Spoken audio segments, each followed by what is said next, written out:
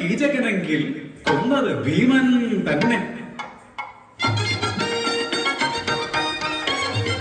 ആട്ടമാടുവാൻ കഥ ചൊല്ലിപ്പാടുവാൻ പുറത്തി വന്നേണ്ടി മലയിറങ്ങി വന്നേണ്ടി യോഗ്യസഭയ്ക്കു താനെ വന്ദനം ചൊല്ലിയിടുന്നേ. ഭൂലോകനാഥന്മാർക്കും വന്ദനം ചൊല്ലിയിടുന്നേ. വനവാസകാലം കഴിഞ്ഞു പാണ്ഡവർ അജ്ഞാതവാസത്തിലാ. വിരാടരാജന്റെ കൊട്ടാരക്കെട്ടിൽ പ്രച്ഛന്ന വേഷത്തിൽ പാർത്തു. അന്നവർ പ്രച്ഛന്ന വേഷത്തിൽ പാർത്തു. ധർമ്മിഷ്ഠൻ യുധിഷ്ഠിരൻ കുങ്കനെന്ന പേരിലും പാചകക്കാരൻ വലലനായി ഭീമനും പിന്നാളി വീരൻ അർജുനനോ നർത്തകിയായൊരു ബൃഹന്നളയായി ഗോരക്ഷയും അശ്വപാലനവും നകുലസഹദേവരേറ്റെടുത്തു. പാണ്ഡവ കഞ്ചിനും പ്രിയമുള്ള പത്നിയാ പാഞ്ചാലി അന്നേരം സൈരന്ധ്രിയ. രാജ്യത്തിന് പ്രിയമുള്ള തോഴിയായി ആരാരും അറിയാതെ കഴിഞ്ഞു വന്നു.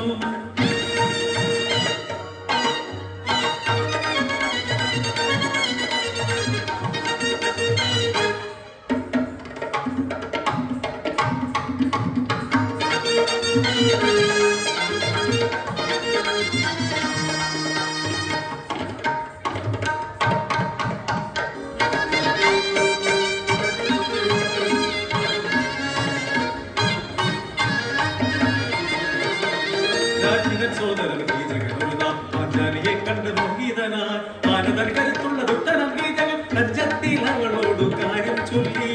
അയ്യോ പാതകം ചൊല്ലല്ലേ കീചകൻ, ഗന്ധർവരഞ്ചു പേർ പതികളല്ലോ. ഉണ്ണിയിടമോ നിന്നെ ഈ കാര്യം കേൾക്കുകയും അപലയമെന്നെ നീ മോഹിക്കല്ലേ.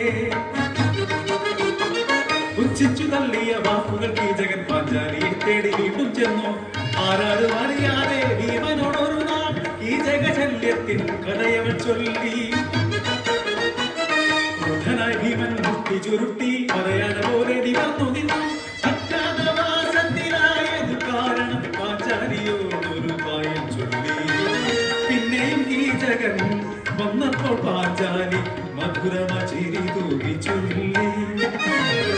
നൃത്തശാലയിൽ കാത്തിരിക്കാം പ്രഭോ വന്നിടുകിന്നു നീ അർദ്ധരാത്രി.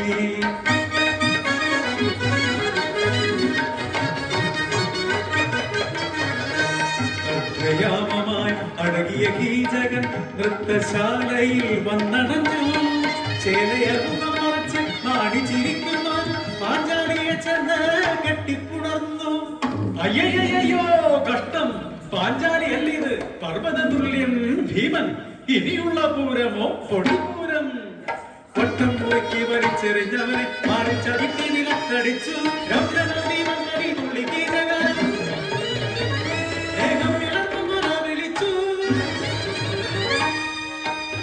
കീചകവധം കേട്ട് കൗരവകൂട്ടം ചൊല്ലി. ചത്തത് കീചകനെങ്കിൽ കൊന്നത് ഭീമൻ തന്നെ. ചത്തത് കീചകനെങ്കിൽ കൊന്നത് ഭീമൻ തന്നെ.